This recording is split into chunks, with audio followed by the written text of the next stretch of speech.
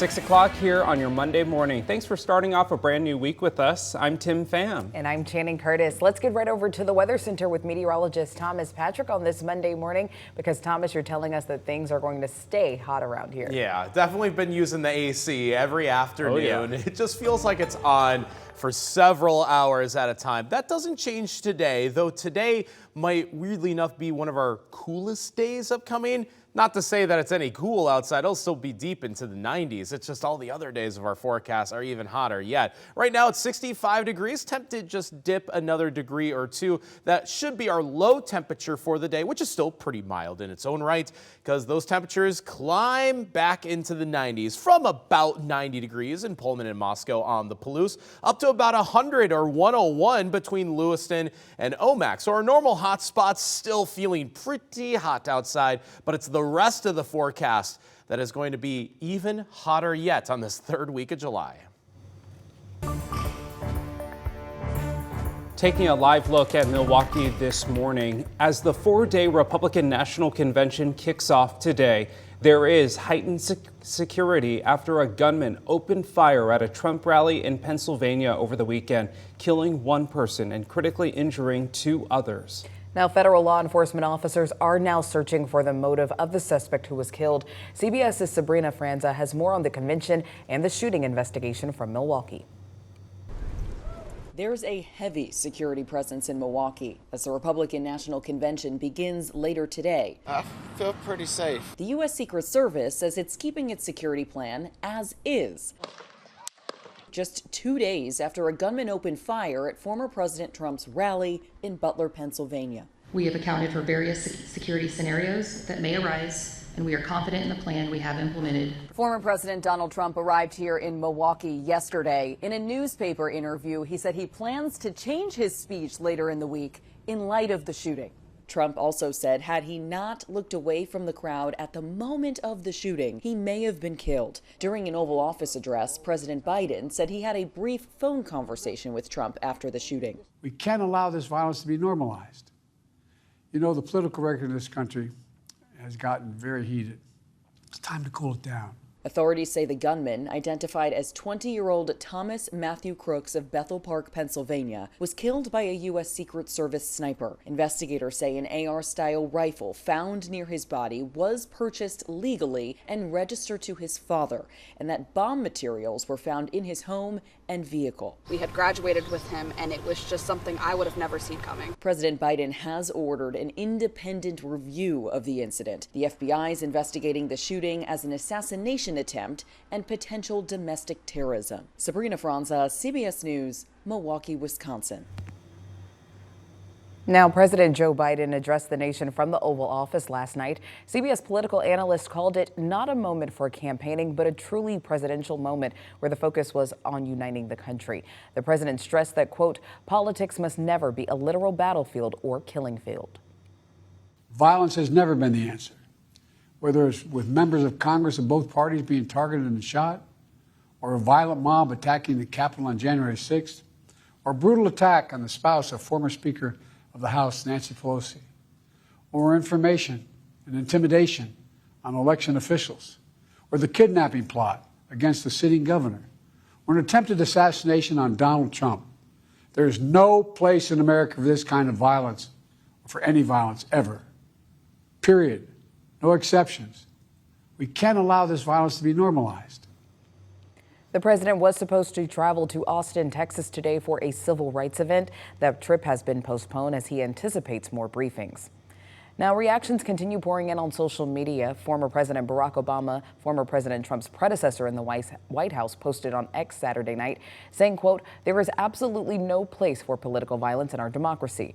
Although we don't yet know exactly what happened, we should all be relieved that former President Trump wasn't seriously hurt and use this moment to recommit ourselves to civility and respect in our politics. Michelle and I are wishing him a quick recovery, end quote. And former Speaker of the House Nancy Pelosi also sharing her reaction to the attack on X, saying, quote, "As one whose family has been the victim of political violence, I know firsthand that political violence of any kind has no place in our society. I thank God that former President Trump is safe. As we learn more details about this horrifying incident, let us pray that all those in attendance at the former president's rally today are unharmed," end quote. We have since learned that one rally goer has died and that 2 more were injured in the attack. This morning in Pennsylvania, the Buffalo Township Fire Department is honoring retired Fire Chief Corey Comparator. Witnesses say the 50-year-old veteran firefighter died trying to shield his family from the gunfire at the rally. Corey died a hero. The Corey dove on his family to protect them last night at this rally. Corey was the very best of us. May his memory be a blessing. His wife, Helen, paid tribute in a private Facebook post, saying her husband died the hero he always was. He would have it no other way. Comparator's firefighter brothers are paying tribute with flags at half-staff. 2 other men were also shot Saturday, 57-year-old David Dutch and 74-year-old James Copenhaver. Officials say both are in stable condition. Just about 6:07 right now. Let's take a look at your morning rush. More news in less time. 2 teenagers died in a 3-car crash Saturday near Rockford. According to the Washington State Patrol, a 33-year-old man was driving under the influence when he crossed into oncoming traffic.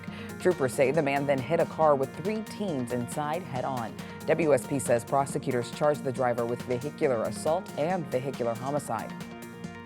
Well, 7 people are now without a home after their house caught fire in Elk yesterday. Spokane Fire District 4 says this fire started in their basement and caused a lot of damage.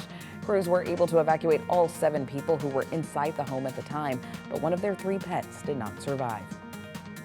Coeur d'Alene Mayor Jim Hammond will be stepping down at the end of next month. That's according to our news partners at the Coeur d'Alene Press. Hammond says that he now wants to spend more time with family and focus on his health. City Attorney Randy Adams says that he expects the City Council will vote in a new mayor on August 20th. That person will then serve out the remainder of Hammond's term. And that's a look at your morning rush.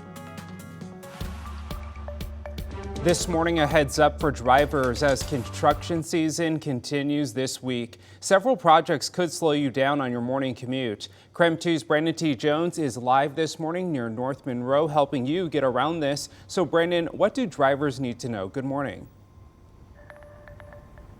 Tim, good morning. And actually, we just saw one of those cars get redirected, and they've been out here, crews that is, since before 5 a.m. So they've already been doing the work. They've already got some of the construction equipment out here. And what drivers should be expecting today here on Monroe is repaving. So they're going to be repaving today from Kiernan to Francis, so road detours will be in place throughout that particular section, and then detours will also be in place along with the signs to point you in the right direction. And along with the paving project, the intersection of Garland Ave and Monroe Street will be fully closed to eastbound and westbound traffic today only. Another project to be prepared for today, WashDOT will close the Freya Street roundabout and northbound off-ramp from the North Spokane corridor. Crews will be removing the asphalt and replace it with concrete to make it more durable, and this particular closure is expected to last 20 days and detours will be posted. The asphalt was always meant to be temporary. We knew that when it was placed back in and when the road was open in 2012. So this is just completing what was already done, but it's just reached the end of its life cycle. So we're now going back, instead of redoing it with the asphalt surface, we're going back and doing what was meant to be there originally, which is just the concrete.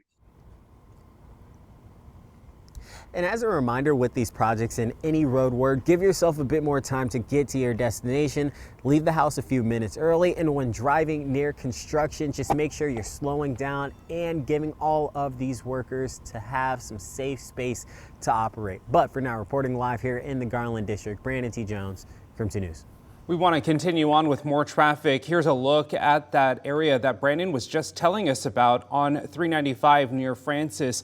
Again, this is closing so they can finish some of that concrete work. We'll keep you updated on traffic conditions here on Up with KREM all morning long. We bring you live pictures all morning long here on the show. It is 6:10. We take you outside on a very pleasant morning for the Inland Northwest. Certainly enjoying these hours of the day when it is at its coolest. Our current temperature is 65 degrees. That'll be our low temperature for the day. It'll definitely be uphill from here. I mean, of course, that sunshine just about to come around the corner here. So enjoy it while you can. And again, get that early morning exercise, that dog walk in right now before it gets a little bit too uncomfortable for the afternoon hours. And with the air temperature at 94 in the afternoon, remember the pavement temperatures can be a lot hotter than that. The key here for, if it's safe to walk your dog is if you can hold your hand on the ground for 10 seconds, then it's okay. If not, it's too hot for them. By the evening, it does cool back into the 80s, but even that is about the 10 p.m. temperature. So it doesn't get all that cool very fast, not just at night, but even the days are even hotter yet. Today's 94, but that's the coolest compared to everything else. So coming up, we're going to detail just how long this next heat wave is going to be lasting, since it looks like it will carry through the upcoming weekend.